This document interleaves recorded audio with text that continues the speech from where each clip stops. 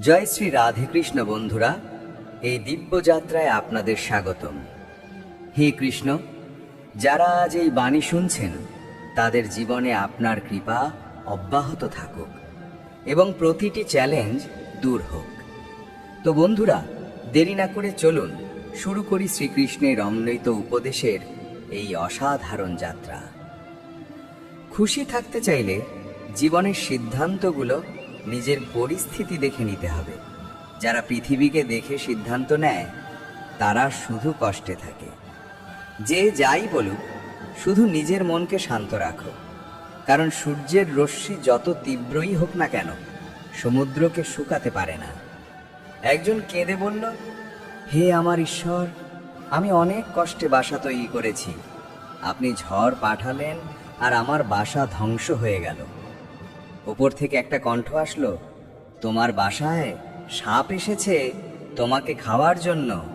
আমি ঝড় পাঠিয়েছিলাম যাতে তুমি জাগো, ওড়ো আর তোমার জীবন নিরাপদ থাকে। আমাদের জীবনে কত সমস্যা আসে, আমরা জানি না যে আমাদের স্রষ্টা আমাদের কিভাবে বিপদ থেকে রক্ষা করছেন।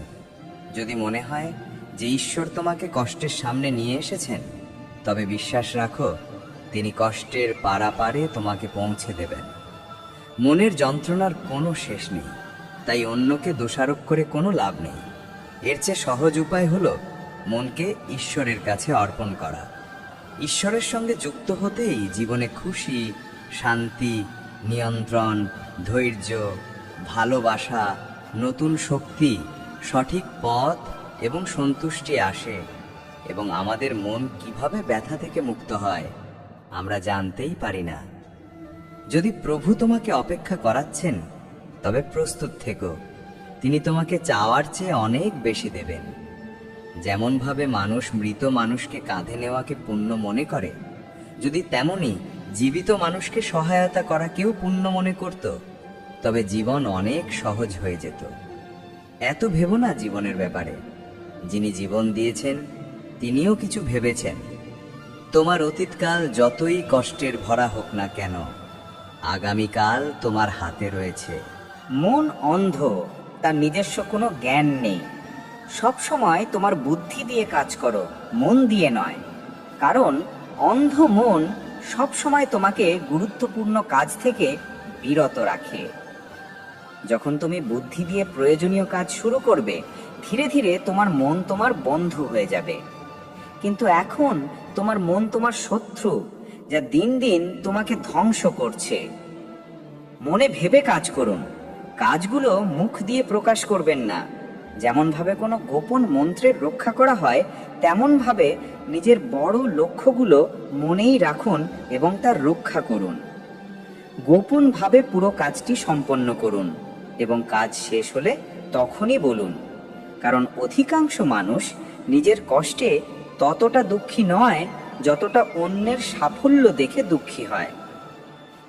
যখনই কোনো বড় কাজ বা বড় লক্ষ্য থাকে, শুধুমাত্র সেই মানুষদের সঙ্গেই সেই বিষয়গুলো ভাগ করো যারা সেই বিষয়গুলো নিজের মধ্যে সংরক্ষণ করার সাহস রাখে। যদি কখনো আর্থিক পরিস্থিতি দুর্বল হয়ে যায়, যদি কখনো বড় ক্ষতি হয়, যদি সবকিছু চুরি হয়ে যায় বা নষ্ট হয়ে যায়, সেই বিষয়টা নিজের মধ্যে রাখো। নিজের দুর্বল আর্থিক অবস্থার খবর বন্ধু বা আত্মীয়কে দিও না। সহানুভূতি পেতে চোখের জল ফেলো না। কারণ মনে রাখুন, ভিতরে যতই কম হোক, বাইরে পুরো শক্তি দেখান। কারণ যদি মানুষ জানতে পারে যে আপনার কাছে অর্থের অভাব আছে, আর্থিক অবস্থার সমস্যা আছে, তারা আপনাকে ব্যবহার করে তাদের টাকা তুলে নেবে এবং সময়ের আগে আপনি শেষ হয়ে যাবেন। কারণ এটি প্রকৃতির নিয়ম। যখন আর্থিক পরিস্থিতি দুর্বল হয়, তখন বেশি হাসো এবং বেশি শক্তিশালী দেখাও। কারণ মানুষ ঠিক তাই বুঝতে পারে যতটা তুমি তাদের দেখাও। কাঁদা বন্ধ করুন, জীবনকে সাধারণ মেনে নেওয়া বন্ধ করুন, অতীত নিয়ে ভেবে দুঃখ পাওয়া বন্ধ করুন, কি নেই তা নিয়ে চিন্তা করা বন্ধ করুন, আগামীকাল কি হবে তা নিয়ে উদ্বেগ করা বন্ধ করুন। একটা কথা সব সময় মনে রেখো, প্রথমে কোনো বন্ধুর প্রতি বিশ্বাস করো না।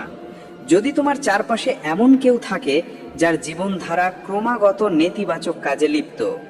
তারা যতই বন্ধু হোক না কেন, আজ না হলে কাল অবশ্যই তোমাকে ক্ষতি করবে। তোমার জীবনে কিছুই বদলাবে না যতক্ষণ তুমি নিজেকে বদলাবে না। মুখে সত্য বলা এবং রাগ প্রকাশ করার মানুষ, তাদের তুলনায় কোটি গুণ ভালো তারা যারা তোমার সামনে এক এবং পেছনে অন্য। কাউকে সত্যিই বোঝার জন্য মানুষের ভিতরে মানুষ থাকা প্রয়োজন। কাক কোকিলের কণ্ঠ দমন করতে পারে, কিন্তু নিজের কণ্ঠ মধুর করতে পারে না। ঠিক তেমনি নিন্দুক একজন সৎ ব্যক্তিকে কলঙ্কিত করতে পারে, কিন্তু নিজে সৎ ব্যক্তি হতে পারে না। যদি একাকিত্ব থাকে, তবে এটিকে আশীর্বাদ মনে করো, কারণ স্রষ্টা তোমাকে নিজের মধ্যে উন্নতি করার জন্য একটু বেশি সময় দিয়েছেন। একলা থাকার আনন্দ নিতে শেখো, কারণ কেউই